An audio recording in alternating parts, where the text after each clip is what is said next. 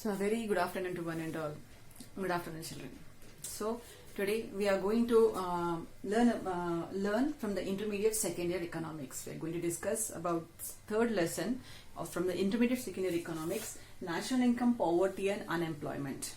Already related to the unemployment we discussed in our previous class. Today we are going to discuss about income and the wealth inequalities in India, causes and remedies. As already I informed you children that this is a very big lesson, vast lesson. So I divided this lesson into some parts. So today is a part 2 of national income. In that national income, inequalities in income and wealth in India, we have to discuss children. Okay, so let us discuss first with the causes. The causes of income inequalities and wealth. Generally you find these things that when all are earning in this country, not only in this country, throughout the world, when all are busy in work children, then why we find there is a gap? Why we find that there is a gap between the rich and the poor person? Why a section of society is very high and another section of society is very low? So sometimes this type of question arise in the mind. So we can say that these differences, these inequalities in income and wealth, it is not a recent one. This is from since a long time. This happened in our society. This is happening in our society. And these are the reasons that what we are going to discuss. Listen it very carefully, children. Okay, because in these causes only, what the reasons we are going to discuss, in these causes only the solutions are hidden. Because the next topic is remedies for all inequalities of income and wealth children. In these causes only we find the remedies, the measures. Okay, so the first one. The first cause for the income inequalities in the income and wealth is inequalities in land ownership. Okay, second one, concentration of assets in the private sector. Third one, inequalities in professional training. Inflation and the price rise, inequalities in credit facility, urban bias in private investment and the role of government. So these are the causes children for the income and the wealth inequalities in the country. Okay, so let us discuss one by one all the causes. So what is the first cause? The first cause is inequalities in land ownership. Inequalities in land ownership. What we mean inequalities in land ownership children.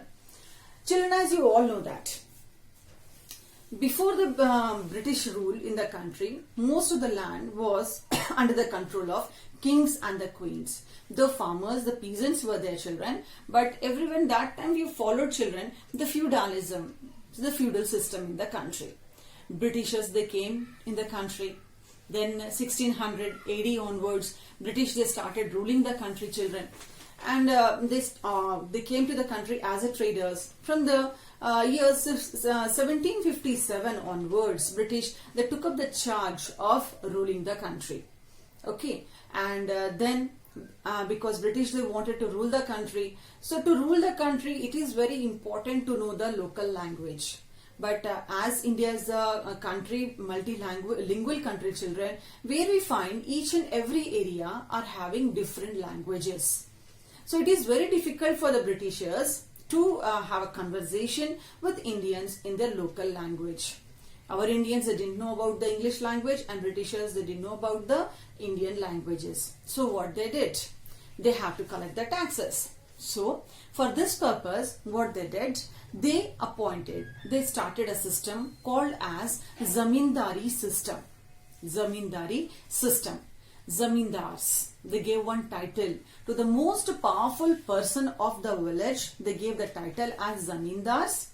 Zamindars, landlords, Zamin, land, Dars, lords, Zamindars. The important work of these Zamindars children, they were just at the time were the tax collectors children. These were the people who used to collect the taxes from the common Indians, from the peasants, from the common areas children, and they used to submit all those taxes to the Britishers. Okay, so what happened? These Zamindars, as the time passed, these Zamindars became very powerful.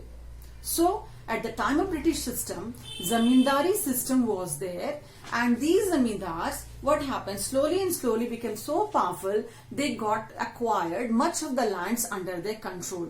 And now the zamindar is correct, suitable for them, that they are the owners of a big lands. So now our topic is inequalities in land ownership. Now I think now you got it. So since the time of the Britishers in India, we find because of the zamindari system, much of the land were in the concentration of rich landlords. Okay, the lands were in the concentration of rich landlords, and sometimes it was like that, children, that one zamindar, they were having, children, some many villages under their control, not 1 acre, 2 acre, 10.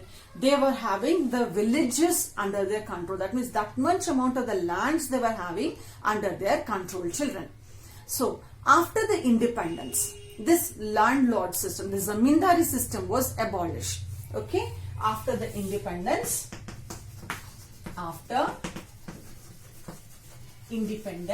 what happens, children?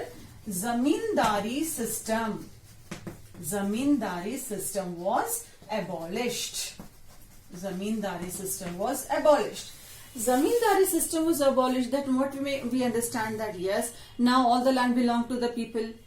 No, children. Though the zamindari system was abolished, still after that we'll find that still much of the lands were under the control of these rich people only. But it was not shown in the figures or the data that were given to the government from time to time. So, in the year, children, 2010 and 11, a survey was conducted to know that actually how much amount of land is there under the control of rich big landlords, small and the marginal farmers.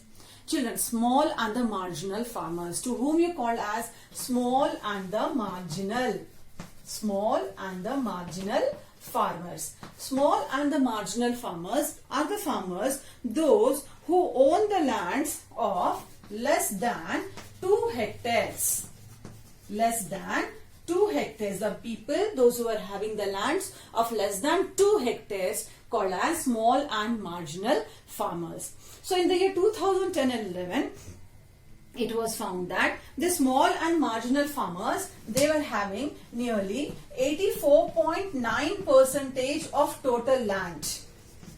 84.9% of the total land under their control, and in this one they were operating only 44.3% were under operation. That means out of 84.9% of land, only 44.3% of land was under cultivation. What it shows that these people, they didn't cultivate. These people were not having that much of facilities to cultivate all these lands.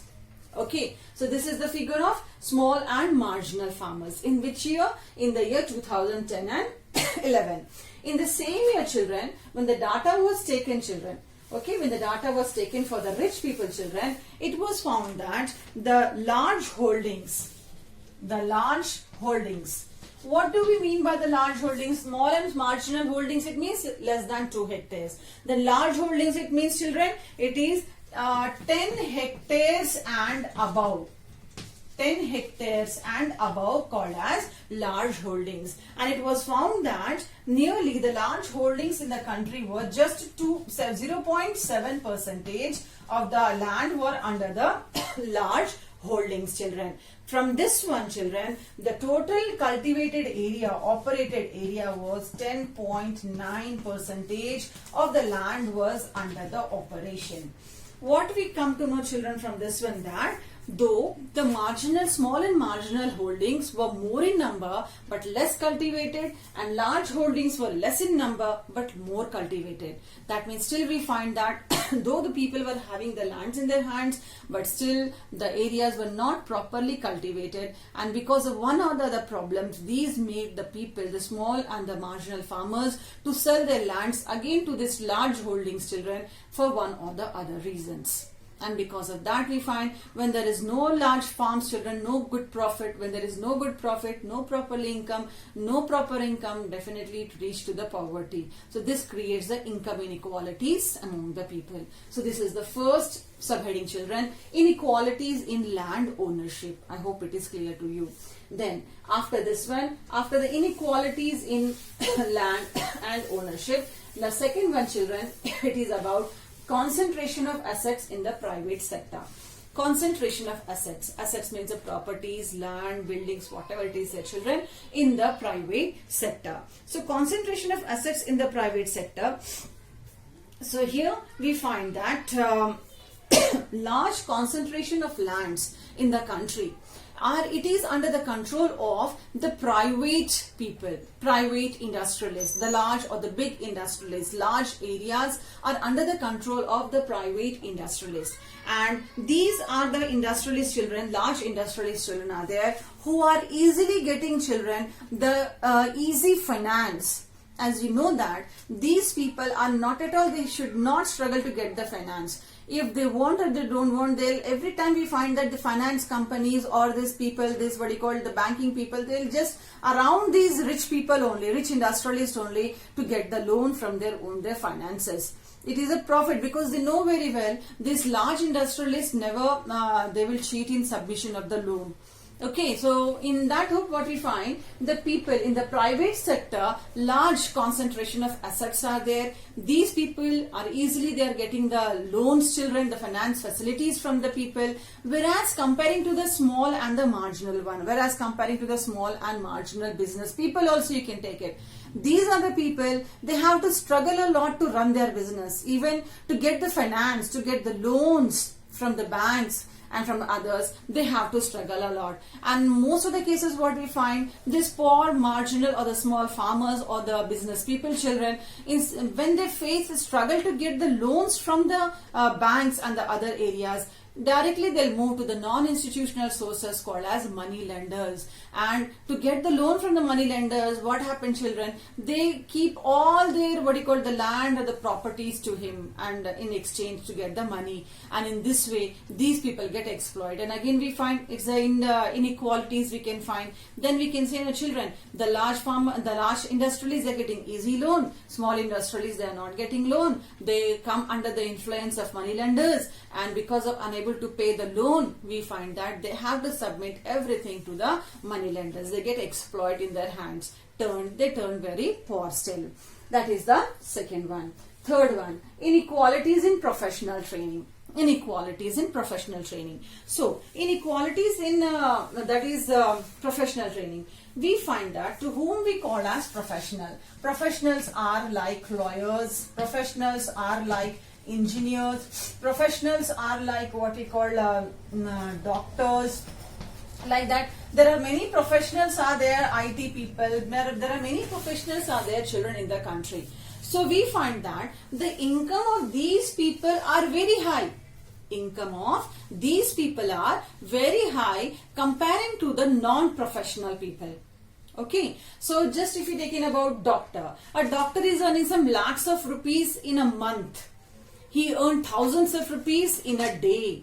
Comparing to a farmer, comparing to a worker, a labor, what is the difference? Because the difference is clear, children, their education. The difference is their training, their skills. As we all know that the children from the rich families, they're eligible to get, they're getting children a very good education, and after the education, by spending the money, they are getting a very good training, they are getting skilled in high professional level.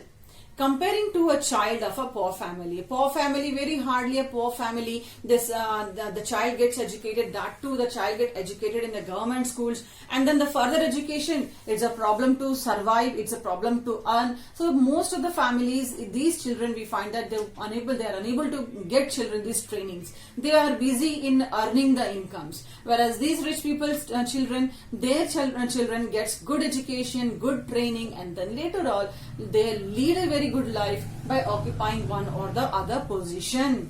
So this is, children, we can say that when easily we can find it out, children, income inequalities. A poor person, the child from the poor family gets low income, whereas these professionals, they get the high income. And this is because of their what we call their education and training. So definitely there is an inequalities in professional training. The training that are received by the people, that is, we can find there is inequalities in the professional training, children. Then after this, next one, inflation and the price rise. What is this inflation and the price rise? Children, inflation. Inflation is a word that we already learned in our first year. Inflation, types of inflation, causes of inflation. What is inflation, children? Continuous increase in the price rise leads to the value of money decrease, fall in the value of money. When the price rise continuously increase, so value of money continuously decrease, children. The how we can say that it is also one of the reason for the income inequalities or the wealth inequalities. Simple one, children. Already we had a discussion, we discussed in our first year, children. So about the inflation and the price rise. Children, suppose if I am a person, I am a worker, I'm a laborer. Daily I earn the amount of rupees 100 to 150. Okay, as a worker I'm earning 100 to 150 rupees. That is my salary per day, daily account. So what happened, children? With that one, as soon as by the evening I get my money 100 rupees or 150 rupees, I go to the shop, Kiranam shop. I go to the Kirana shop and grocery shop, and from there I purchase my rice, the small bag of small 1 or 2 kgs of rice, small oil, the small in a bottle oil, then turmeric, chilies, whatever are required, then few vegetables. That's all. That means per day whatever I am earning, children, that is enough to run my family for one day. For that purpose I have to work daily. Okay, so now suppose that today when I purchase everything, I got it in 100 rupees. Everything I got it in 100 rupees or 150 rupees. That means my salary is sufficient to purchase the groceries, and by the help of that me and my family survive. Okay, but now tomorrow when I go to the market to purchase all these things, I come to know that the prices of all these things increase. The prices of all the needy items increase. At that time, what shall I do? Till yesterday, what I purchased 2 kgs or 1 kgs of rice, but today I'm not having enough money to purchase 1 kg or 2 kg. Instead of that, I am purchasing only half kg of rice. Till yesterday I was purchasing kg tomato, but today I am purchasing just half kg tomato. I am unable to purchase the other things because I am a poor person and all the things are not available in my home. So I have to purchase a very little things, children, because I'm not having the enough money. That means my real money is decreased. My real income is decreased. It means the income is not sufficient to meet my daily needs. If price rise in this way, children, if the inflation goes on in this way, the first person who gets affected are the poor person, children. Poor person, they are unable to purchase all the things with a limited income. Price goes on increasing, but my income is not increasing. So when income is not increasing, but I have to survive, what I am doing, I have to sacrifice my food and I have to provide whatever the food I get it in my income to my children. Are you understanding? So what we can say that in this condition, we can say that how can I lead a good life when I'm struggling to get all the basic needs in the available income only? How can I live a very good life? Definitely because of this one, my income, whatever the salary I'm getting, it is not meeting my needs. So I'm coming to that down position.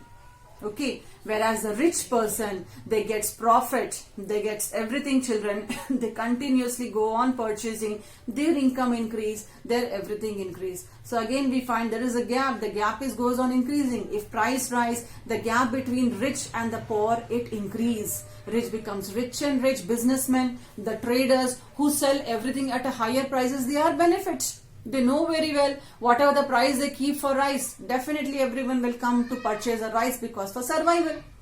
So they are in benefit. But what about us? We are struggling. We people, we are struggling. So what happened? Our income level decreased and automatically it increased the gap between the rich and the poor. So this is, children, inflation and the price rise. So what is inflation and the price rise, children? In this one we can find that this erode means this remove the real income. This remove the real income. Inflation and price rise remove the real income. Poor becomes more poorer and rich becomes more richer. The gap increase. There will be the gap it increase. So this is, children, inflation and price rise. I hope it is clear. Now, what is the next one? The next one, children, after this one, we are having inequalities in credit facilities. The fifth one for us is inequalities in credit facilities. What is this inequalities in credit facilities? We have to discuss, children. So, the big business firms, the businessmen, they have very high access of capital markets. Okay? The businessmen, they have high access of capital market. They have high access of capital market. Who? Rich businessmen, big businessmen. Okay. These businessmen easily they are getting finance. They are getting finance easily. Okay. Comparing to the poor people. What about the small and the marginal businessmen then? Marginal businessmen and the small businessmen, marginal means medium, children, and the small businessmen, they struggle to get finance from the market. Because the finance companies or the banks, they are not sure that whether this person will pay all the amount in time or not, along with the interest.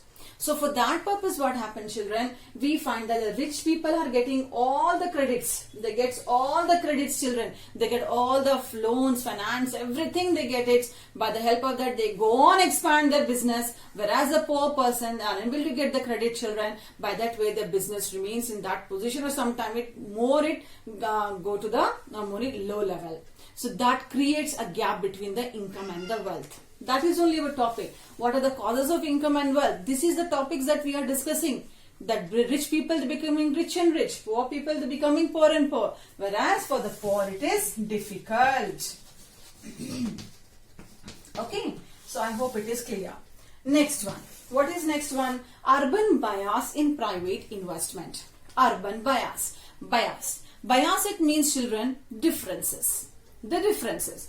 Urban bias in private investment. Children, we find that in our country, 70% of the population, where they live in rural areas.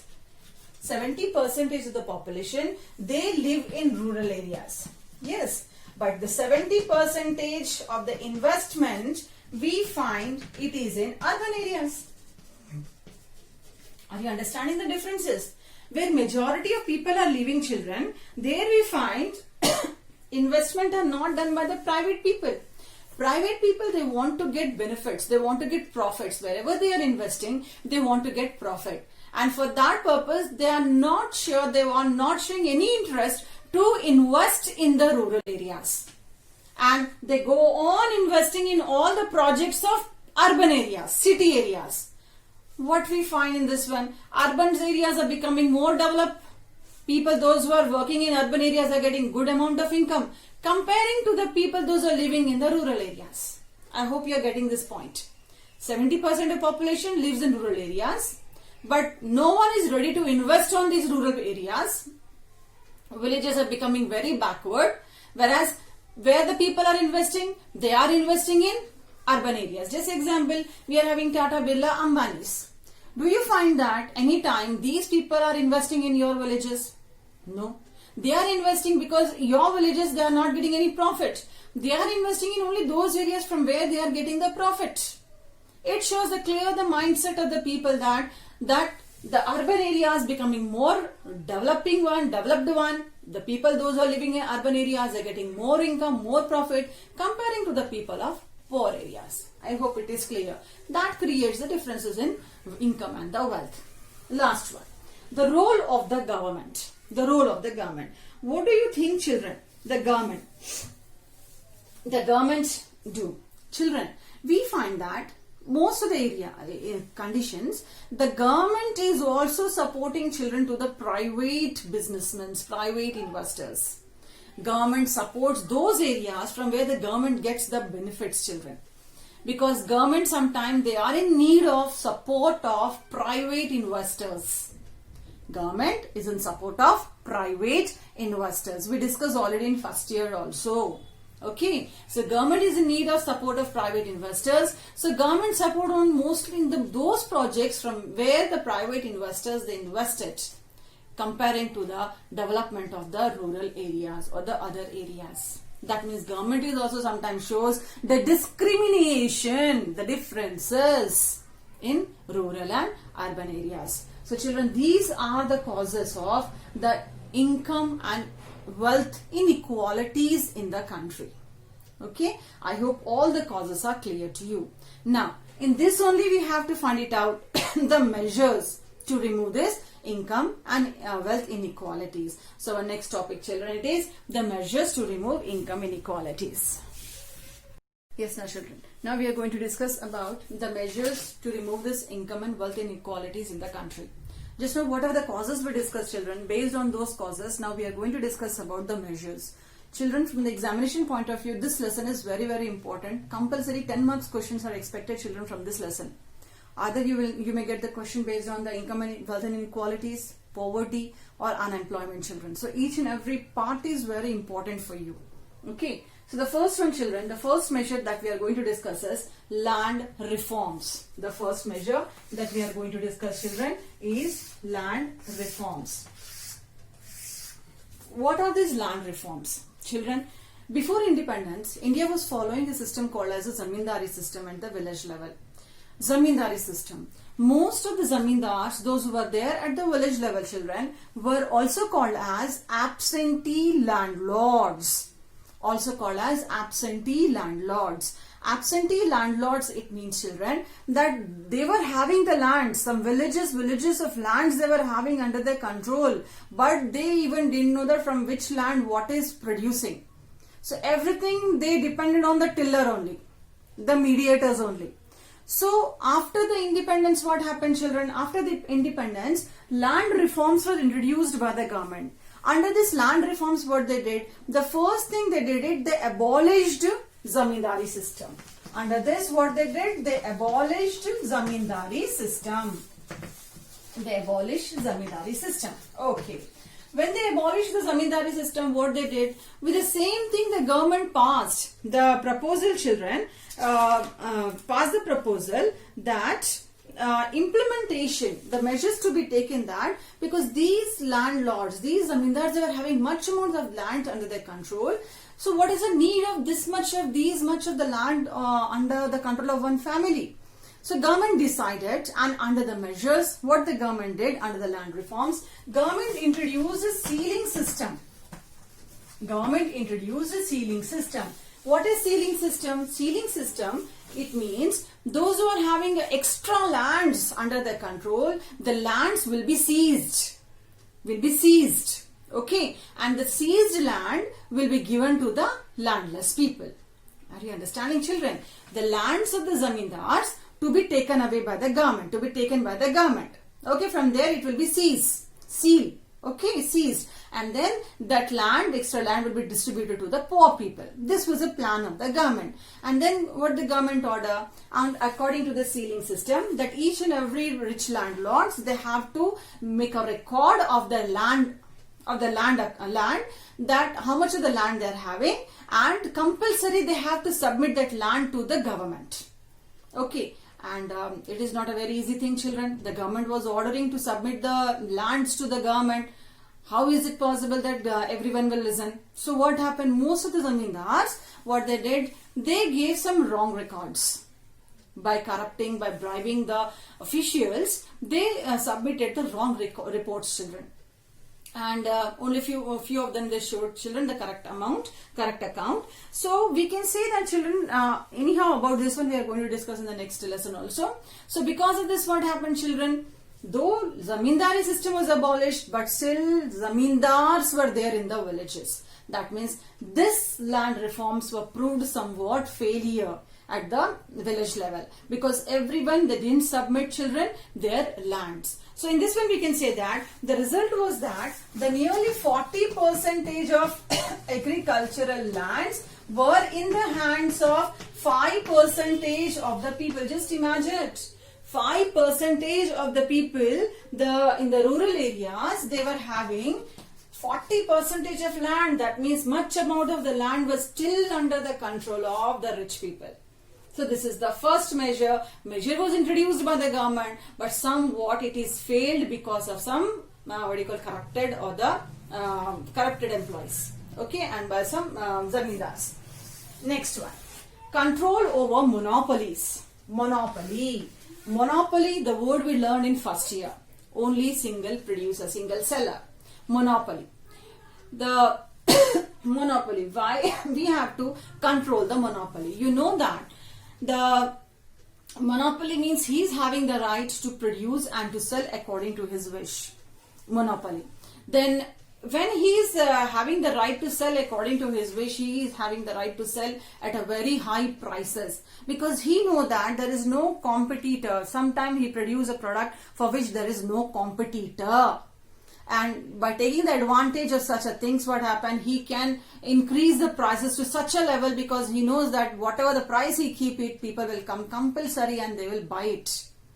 For example, what is the example? Last year also said that, for example, some life-saving medicines are there. And suppose if some of the pharma company, they have produced some of the medicines that are related to the life-saving, like for example, the cancer, the dangerous diseases, or like some, what we can say now, the pandemic situation. Some of the medicines were also there that was released by some of the pharma company. So they know very well whatever the condition, the people compulsory, they will come and purchase that medicine at a very high cost. So if it exists like this, what happened to the poor people then? Whether poor people are not having the right to live, whether they are not having the right to purchase medicine. So in the year, to stop all these things, in the year 1969, MRTP Act was passed. Monopolies and restrictive trade practices. What is MRTP, children? Monopolies and restrictive trade practices was passed, children. And under this act, monopoly was under the restriction. Was under the restriction that completely they cannot do according to their wish. They come under the restriction. In which year? 1969. Okay. But in the year 1991, what happened? We started following LPG, liberalization, privatization, globalization policies, economic reforms, and under L, that stands for liberalization, liberalization policy. Everyone are free. They got more power. Monopoly, they got more power. They got more strengthened children under this liberalization policy. A reform was introduced by the government, but later on again somewhere, just to improve the economy, these policies were introduced: liberalization, privatization, globalization. Again it gave freedom to the monopoly to do according to their wish. That is the second one, control over the monopolies, children. Now, what is the third one? The third one is, children, about employment and wage policies. This is important one, children. Employment and wage policies. So, in the fourth 5-year planning system, children, government had taken some of the policies. The policies and some special programs, children, like for example, crash scheme. Like for example, the crash scheme for rural employment. Crash scheme for rural employment. This is the first program taken by the government. Second one, DPAP. Drought Prone Area Program. Drought Prone Area Program. Drought, the area that are frequently we find that are getting the problems of drought. those areas, whenever the people, because of the drought condition, definitely people who depends on the land and its resources, they become unemployed. So in such an area, various programs will be taken, children, by the government under this program. Drought prone area program, children, were taken by the government. Then self-employment schemes. Self-employment schemes were taken by the government, especially for engineers. Self-employment. You know very well what do we mean by self-employment. That means we are not working under anyone. We are the boss for our own work. We are the boss for our industry. We are the boss for our own factory, our own business. So self-employment, different self-employment schemes were started by the government, children. That is number 3. Number 4, the children, food for work program. Food for work program. In the year 1977, this program was started by the government, children. Food for work program. This is a very important program, children. So under this one, the people, they have to work, children, under with the food security system of the government. So that will, and by the help of that, they get the employment benefits, children. That is food for work program. Okay. So these are the few programs. Besides this, what are the other programs are there? Besides this, the other programs, children, in the year 1978, you have to remember everything, children. Government introduced IRDP, Integrated Rural Development Program. In the year 1978-79, government introduced IRDP, Integrated Rural Development Program, was introduced by the government. Okay. And what is Integrated Rural Development Program? These are the programs that are taken for the development of the rural areas. That means we can say that development of the rural areas will develop. With the same, the people gets the job opportunities. In which way? For example, the construction of roads. In the village, roads are not good. So construction of roads, the program is undertaken by the government. In construction of that roads, who are the laborers? The people, unemployed people of that village. Okay. Construction of some institutions like hospitals, government hospitals, like government schools. Who are the person who are working under that? Unemployed person of that village. In this way, double programs, trickle down effect, we can say that. In one way, village is developing. In another way, the person is getting employment opportunities. So that is called as IRDP, was introduced in the 6th plan. This was a program that was introduced by the government in a 6th plan, Integrated Rural Development Program. Then in the year 1980, NREP, National Rural Employment Program, was introduced. National Rural Employment Program. This was a program that especially mentioned for the rural employment, to provide the employment for the rural people, children. Then in the year 1983, RLEGP, Rural Landless Employment Guarantee Program. What is the RLEGP? Rural Landless Employment Guarantee Program. Means to whom they are going to provide the employment? Those who are landless people. From where? From the rural areas. Okay, in the year 1983, this program was there. And then children, in the year 1989, these two programs, they got merged in JRY, Jawahar Rozgar Yojana. 1989, Jawahar Rozgar Yojana. What is this? Nothing but these two programs got merged and formed this Jawahar Rozgar Yojana, children. In the year 1979, TRISEM, Tribal Rural Youth Self-Employment. Okay, Tribal Rural Youth Self-Employment. You are understanding for whom? It is for the tribal people, tribal youth, for self-employment schemes. That is called as TRISEM. The next, children, after this, SGSY. SGSY, this is in the year 1999. SGSY 1999 by the name Swarna Jayanti Gram Swarozgar Yojana. Okay, that is Swarna Jayanti. Gram, village. Swarozgar, self-employment. Yojana, scheme. Village self-employment scheme. Okay, that is Swarna Jayanti Gram Swarozgar Yojana. Okay, and then later on that is MG. MG stands for Mahatma Gandhi. MG NREGS. NREGS. Mahatma Gandhi National Rural Employment Guarantee Program. Okay, that is, this was a scheme that was passed by the government. Okay, MGNREGS. Okay, children. So these are all called as employment and the wage policies that were started by the government. And if you want more in the textbook, you will find after the end of this lesson, children, a complete table is there where you can find the in which year which program was started and what was the objective of that program. Okay, go through that one. So this is the third one. Now, next one, what is that, children? Social security measures. Social security. What do we mean by social security? These are the social security is nothing but, children, that how we are secure in this society. When we are in need of security, children, we are in need of security when we become very old, when we are the old people.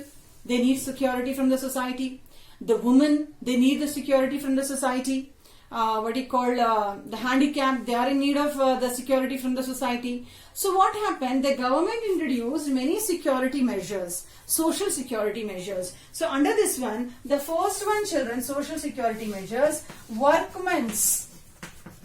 The first one is Workmen's Compensation.